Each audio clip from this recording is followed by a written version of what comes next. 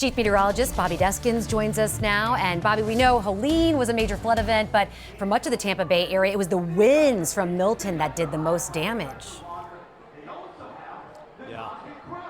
Yeah, I've got a picture of me, you, and Dave in the studio at WMOR when we saw that the trop roof had come off. Just one of the things in my career that I'll remember forever. Now, think about it. Milton came 2 weeks on the heels of Helene. Helene had 5 to 7 foot storm surge, set records. That storm surge with Milton was upwards of 15 feet.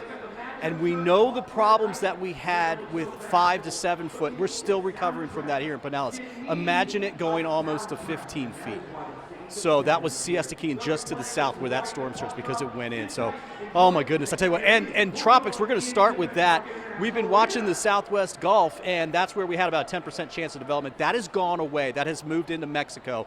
But that is where Helene started. So that is the time of year that we keep a close eye on that. Now, you can see Tropical Storm Jerry is looking pretty good at this point. It's 65 mile per hour winds. It's way out there, okay? We will not have to deal with that. But you can see it will be pushing some weather into the northeastern islands. Those Leeward Islands there have tropical storm watches and warnings for them. You can see those there in the yellow. But look at the forecast track. You can basically see that it takes off more to the north and then eventually to the northeast and pretty quickly. And that should get it just east of Bermuda.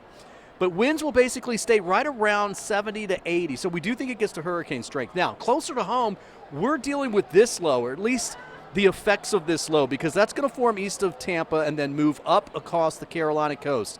This is Sunday morning at 6 a.m.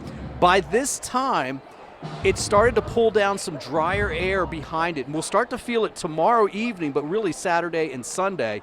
And then you can see this just continues. It's basically a nor'easter is what it is, okay? And it's going to meander, not just take off to the northeast. That's Tuesday of next week and Wednesday of next week, and then it finally starts to move out. So the bottom line is, because we are on that westerly side of it, we will get the drier and slightly cooler air. Guys, this is what we have been waiting for all summer long, at least a taste of that drier air, and that's what we're going to get.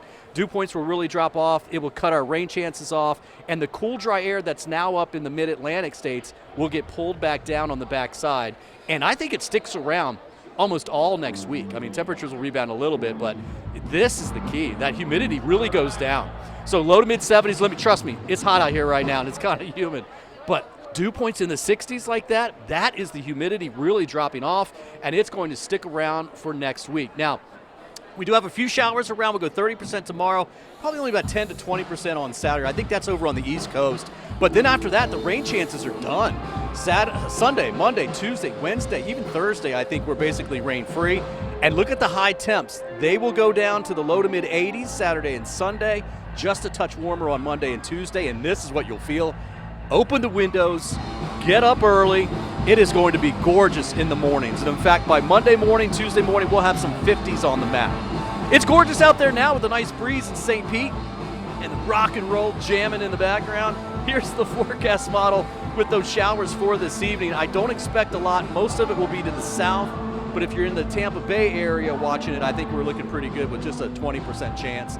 And then tomorrow, we will see a few afternoon showers, but not a whole lot. We're going to go about 20% and a mix of sun and clouds. It's still breezy tomorrow. In fact, I think it's breezier tomorrow than anything else. And then if you look at that 7-day forecast, we're actually talking incredible football weather. Now, it's not the best football weather, but it's lower 80s and lower humidity. And that means everything to us here in Tampa Bay. So enjoy it, guys. It's going to be a good finish to the week. I think most of the weekend action is really nice.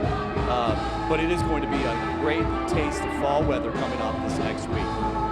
Awesome time out here. Come on out to Benchmark. The bar is open. They got the TV guys ready to go. Come out and say hi to us, too. We'd love to see you.